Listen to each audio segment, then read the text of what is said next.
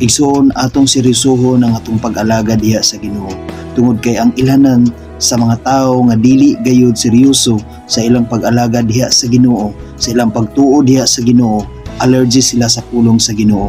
Kung adunay magsangyaw sa Word of God, dili sila willing maminaw ug allergy sila niini, ug dili sila ganahan nga mubasa og Biblia, dili sila ganahan nga moapil og Bible study, dili sila ganahan makatpon about sa Biblia, dili sila excited nga mosimba sa Ginoo sa matag Domingo.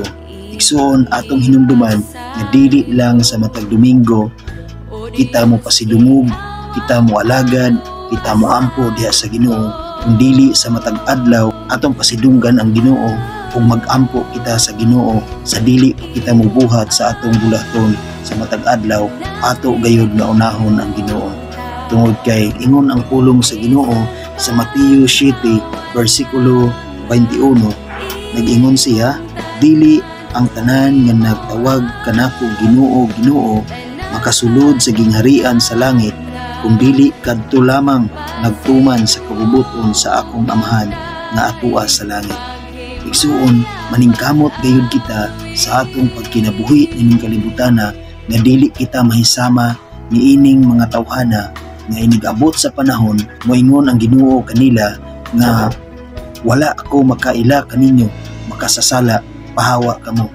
Maningkamot kita sa atong tagsa-tagsa kakaugalingon nga sa kanunay magpasidumog kita sa Ginoo aron mailhan kita sa Ginoo, dili kita mahisama niining mga tawhana nga ingnon sila sa Ginoo nga makasasala, pahawa kamo kay wala ako makaila kaninyo. Tungod kay kining mga tawhana utawag lang gayud sila sa Ginoo kung aduna sila'y kinahanglan silang kaugalingon, kung aduna sila'y mga problema, kung aduna sila'y mga palatian, kung aduna sila'y gusto nga maangkon sa ilang kinabuhi. Ayaw hulata igsuon na moabot ang katalagman sa imong kinabuhi, usap ka makahinumdum sa Ginoo, usap ka mo pasidungog sa Ginoo. Ayaw hulata igsuon na maglisod na ka og sampit kaniya, maglisod na ka og awit kaniya, usap ka mo pasidungog sa Ginoo. Ang igsuon sugod karon ato gayon nga seryosohon ang atong pag-alagad sa Ginoo, atong seryosohon ang atong pagsimba sa Ginoo.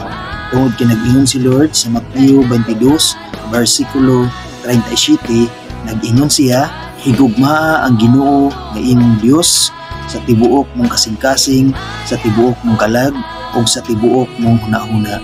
Igsuon sugod karon ato gayon nga ikinabuhi sa kanunay ang Ginoo sa tibuok natong kasing-kasing, sa tibuok natong kalag, ug sa tibuok natong kusog. Ato gayud nga ikinabuhi ang Ginoo sa matag adlaw sa atong kinabuhi. Ato gayud nga seryosohon ang atong pagkinabuhi kauban sa Ginoo.